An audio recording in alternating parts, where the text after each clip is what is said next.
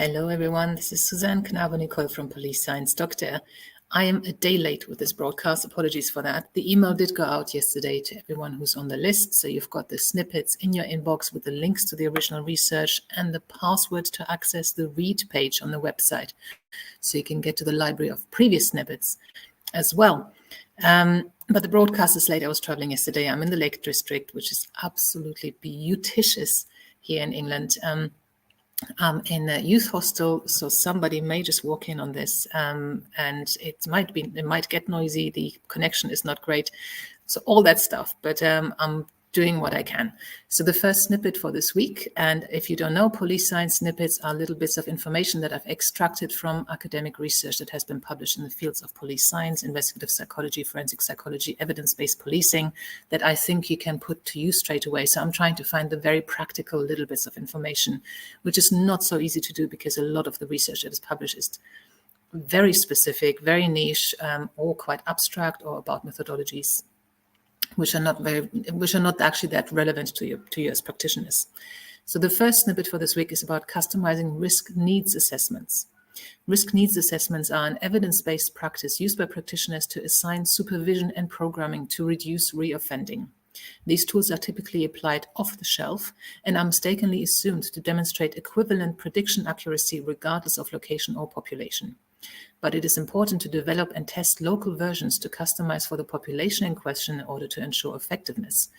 So depending on whom you're working with, you need to try and make sure that what you're using on them to identifying their risks, their needs, and what kind of interventions and support they need, that needs to be tailored to them and to that population. Don't just take something off the shelf and assume it's going to work on them. The second snippet is about victim advocacy.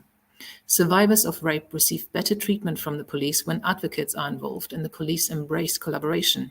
However, implementation is key.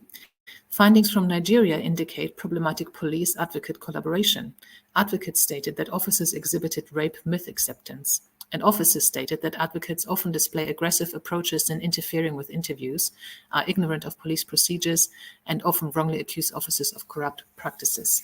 So this indicates that both sides don't understand the practices and the requirements of the other side enough, which means there's definitely relatively easy ways of improving that by giving more inputs and training to the police on what the advocates require and what the victim requires, and giving training and inputs to the advocates to explain about police procedures and just help them work together better.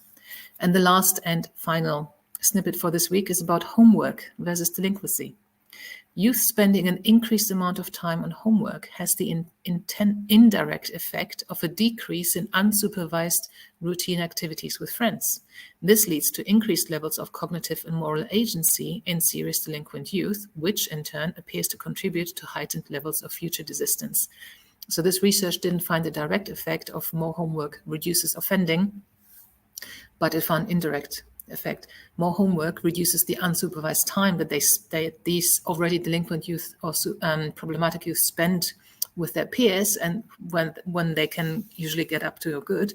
So because they spend less time with them, that's how reoffending is reduced. So these were the 3 snippets for this week. Hope there was something useful to you. I managed to pull this off without anyone walking in. And if I can broadcast this with this internet connection, that would be great. And I'll see you again next week. Thank you. Bye-bye. Thank you for watching. I hope you found this content useful. Thank you for watching. And not everything is working. I hope you found this content useful.